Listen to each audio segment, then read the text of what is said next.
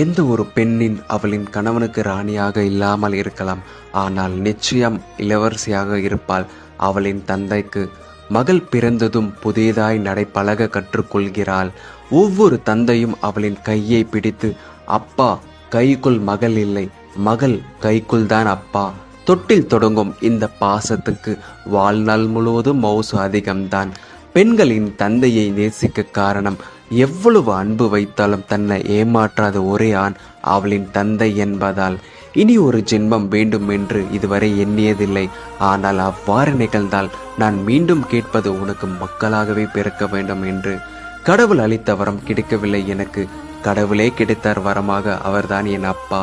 தன் பெற்ற மகளை மட்டும் இல்லாமல் அவளின் பெயரையும் சேர்த்து பாதுகாக்க தங்களின் பெயரை பின்னால் துணை அனுப்புகிறார் அப்பா.